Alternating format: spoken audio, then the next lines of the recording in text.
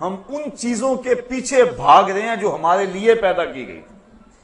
جو ہماری خدمت کے لیے پیدا کی گئی تھی، اور جن کی تخلیق کا مقصد ہماری ضرورت کی کفالت کرنا تھا، اور ہم ان کے پیچھے بھاگ رہے ہیں۔ بچہ جب شکم مادر میں 120 دن کا ہوتا ہے، فرشتہ آ کے اس کا رزق لکھ جاتا ہے، تو جو لکھا گیا اس سے زائد 1 پیسہ بھی نہیں ملے گا، اور جب لکھا گیا اس سے قبل نہیں ملے گا۔ تو ہمارا یہ کام نہیں تھا جو ہم کر رہے ہیں، ہمارا کام تھا اپنے رب کو راضی کرتے اور اس آخرت کے دن کے لیے تیاری کرتے۔ ویسے ڈر تو رہتا ہے ہر شخص کو موت کا، امام غزالی فرماتے ہیں وہ بھی 3 طرح کا ڈر ہے۔ کچھ لوگ اس لیے ڈرتے ہیں کہ اگر میں مر گیا تو میری زندگی کی لذتیں چھن جائیں گی،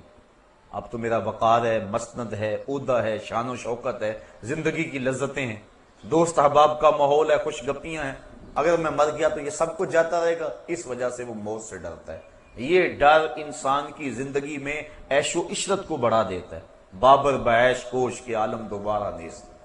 بابر عیش کر لو کہ زندگی بار بار نہیں ملے گی۔ یہ ڈر مذموم ڈر ہے۔ کچھ لوگ موت سے اس لیے ڈرتے ہیں کہ اگر میں مر گیا تو میرے بوڑھے ماں باپ کا کیا بنے گا، میں تو گھر کا واحد کفیل ہوں، اور میرے ماں باپ کو اگر میری وفات کی اچانک خبر پہنچ جائے، بڑھاپے میں اب وہ ہیں، انہوں نے پالا پوسا جوان کیا، اب میرے سے نفع حاصل کرنے کے دن ہیں ان کے، اگر میں مر گیا تو ان کے دل پہ کیا بیتے گی، میرے بچے یتیم ہو جائیں گے، در در کے دھکے ان کا مقدر ہوں گے، میری بیوی بیوہ ہو جائے گی، وہ اس خیال سے ڈرتا ہے، میرے دوست کس صدمے میں 2-4 ہوں گے، وہ اس خیال سے تڑپ جاتا ہے، اور موت کا خوف اس کے دل میں آنا شروع ہو جاتا ہے، اور وہ رونے لگ جاتا ہے یا پریشان ہو جاتا ہے۔ یہ ڈر بھی انسان کی زندگی میں لالچ کو، ہوس کو بڑھا دیتا ہے، اکٹھے کر لو تاکہ بعد والے پریشان نہ ہو، جو کچھ آج کل ہے ہو رہا ہے۔ تیسرا ڈر امام غزالی فرماتے ہیں ایک مومن کا ڈر ہے، اور وہ سوچتا ہے اگر میں اچانک اب مر جاؤں تو میرے پلے کون سا نیک عمل ہے جو لے کر اللہ کے حضور پیش ہو سکوں گا، میرے پلے کمائی کون سی ہے۔ ماضی کو دیکھوں تو گناہوں سے لتھڑا پڑا،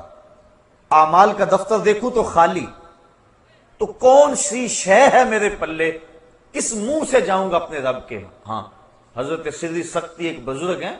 حضرت جنید بغدادی کے شیخ اور ماموں لگتے ہیں رشتے میں، فرماتے ہیں میں تو اس بات سے ڈرتا ہوں کہ اپنے رب کا سامنا کیسے کروں گا،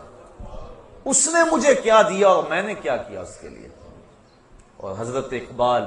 علامہ اقبال کہتے ہیں میں تو اس بات سے ڈرتا ہوں کہ میں رسول کریم کا سامنا کیسے کروں گا،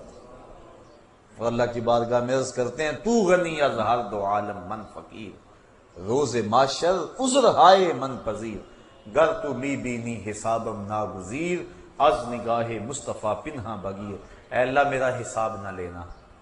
مجھے یوں ہی معاف کر دینا، اور اگر میرا حساب لینا ضروری ٹھہرا تو کم از کم حضور کے سامنے نہ لینا، مجھے حضور سے شرم آئے گی۔ تو دیکھیے یہ تھا خوف اور یہ تھی خشیت۔ تو یہ مقصد موت کا، یہ اس انداز سے ڈر کہ اگر میں اچانک مر جاؤں تو میرے پلے کون سا نیک عمل ہے۔ اور آج کل تو آپ دیکھ رہے ہیں کہ اچانک موتیں واقع ہو رہی ہیں،